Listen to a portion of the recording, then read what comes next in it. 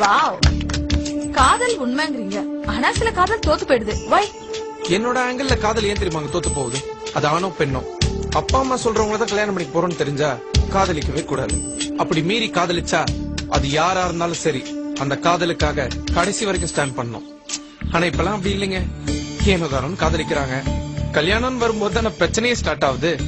ஒரு வீட்டுல என்ன சொல்றாங்க, நீ அந்த பொண்ணை காதலிச்சனா உனக்கு சொத்துல 10 பைசா தரமாட்டேன்னு சொல்லி அந்த பையனை கை கழுவி விட்டுறாங்க. இன்னொரு வீட்டுல என்ன சொல்றாங்க, அடி பாவி, இப்படி குடும்பமானத்தை கப்பல் ஏத்திட்டியே, அவங்க அந்தஸ்து என்ன நம்ம அந்தஸ்து என்ன, நம்ம ஜாதி என்ன அவங்க ஜாதி என்ன, நம்ம மதம் என்ன அவங்க மதம் என்னன்னு அந்த பொண்ணோட மனசையே கலைச்சிடுறாங்க.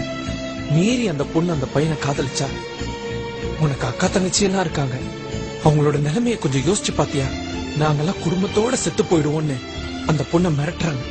அந்த பொண்ணு வேற வழி இல்லாம அந்த பையன்கிட்ட போய் என்ன மன்னிச்சிருங்க, எங்க அப்பா அம்மா ஒத்துக்க மாட்டாங்க, இந்த காதல் சரிப்பட்டு வராதுன்னு அவங்க அப்பா அம்மா செத்துறக்கூடாதுங்கிற காரணத்துக்காக தன்னோட காதலியே அந்த பொண்ணு அந்த இடத்துல சாக்கடிச்சிடறா.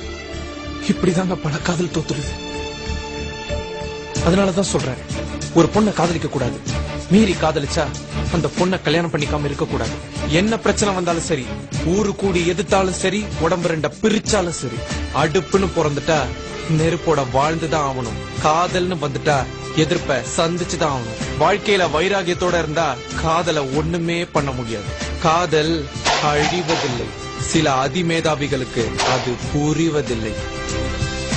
புரிய வைக்கிறது என் வேலை, அது வரைக்கும் உங்க வேலை.